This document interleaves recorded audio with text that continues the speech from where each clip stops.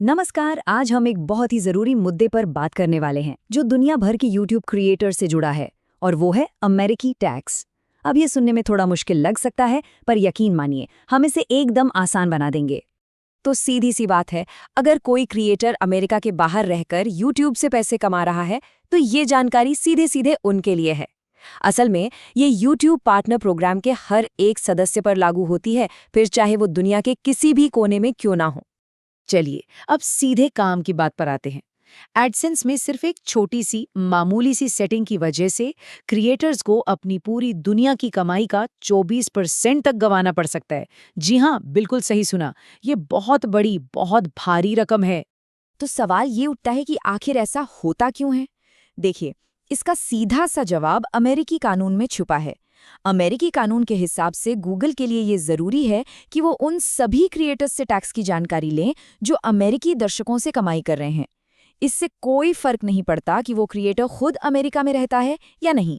और ये नियम समझ लीजिए सब पर लागू होता है, चाहे कोई अकेला क्रिएटर हो या किसी मल्टी चैनल नेटवर्क यानी एमसीएन का हिस्सा हो, या फिर खुद एमसीएन ही क्यों ना हो। अगर कोई यूट्यूब पर कमाई कर रहा है तो उसे ये जानकारी देनी ही होगी, कोई बच नहीं सकता। अब सोचिए, अगर ये जानकारी जमा नहीं की तो फिर क्या होगा? इसे सिर्फ एक छोटी सी भूल मत समझिए, ये एक बहुत बड़ा फाइनेंशियल झटका हो सकता है। चलिए देखते हैं कि ये कितना महंगा पड़ सकता है।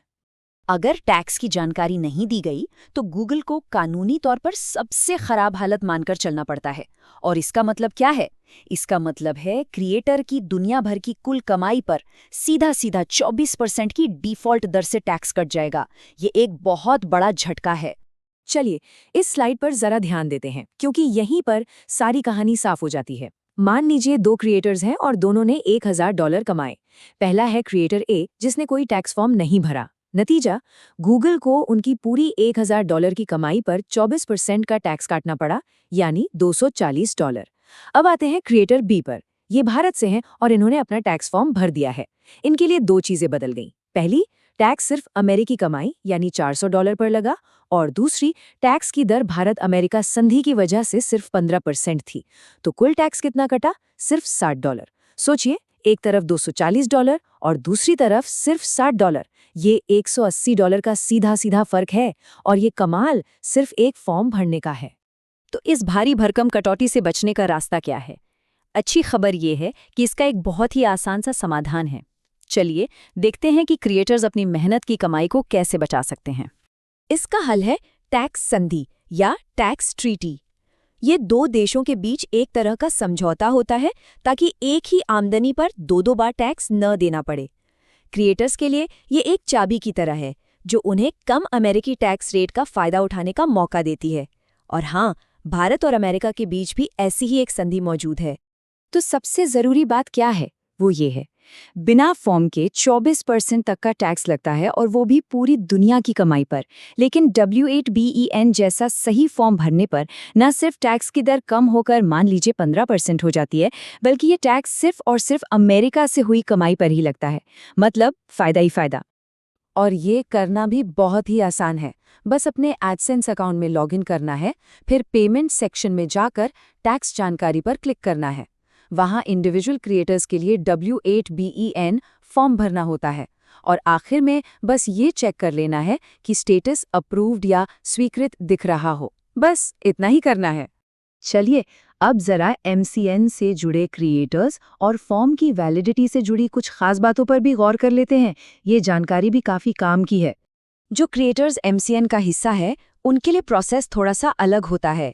गूगल टैक्स को चैनल की टोटल कमाई से पहले ही काट लेता है। फिर जो पैसा बचता है वो MCN को भेजा जाता है, और फिर MCN उस पैसे में से क्रिएटर को पेमेंट करता है।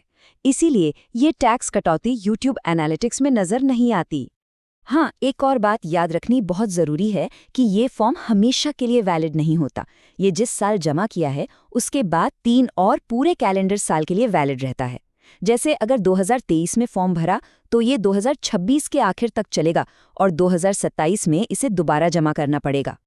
और एक अच्छी खबर भी है, अगर किसी ने टैक्स फॉर्म भरने में देर कर दी लेकिन उसे उसी कैलेंडर साल में भर दिया, तो जो ज़्यादा टैक्स कट गया है उसका रिफंड मिल सकता है। लेकिन यहाँ ये ध्यान रखना होगा कि ये सिर्फ उसी साल के लिए मुमकिन है, पिछले सालों के लिए नहीं। ठीक है, तो अब तक हमने काफी कुछ समझ लिया है। अब इन सभी बातों को एक साथ जोड़कर एक सीधा साधा एक्शन प्लान बनाते हैं ताकि हर क्रिएटर की मेहनत की कमाई सुरक्षित रह सके। तो ये है हमारी फाइनल चेकलिस्ट। पहला, एडसेंस में टैक्स जानकारी हमेशा जमा करनी है। दूसरा, टैक्स संधि का फायदा जरूर उठाना है। तीसरा, अपना कानूनी नाम और पता बिल्कुल सही भरना है। चौथा, ये पक्का करना है कि स्टेटस अप्रूव्ड दिखे। और हाँ, सबसे जरूरी, हर 3 साल में फॉर्म दोबारा भरने के लिए अपने फोन में एक रिमाइंडर जरूर सेट कर लें। तो आखिर में एक ही सवाल है जो सबसे ज्यादा मायने रखता है, क्या किसी की एडसेंस टैक्स जानकारी अप टू डेट है? अगर इसमें थोड़ा सा भी शक है तो शायद अभी इसे चेक करने का बिल्कुल सही समय है।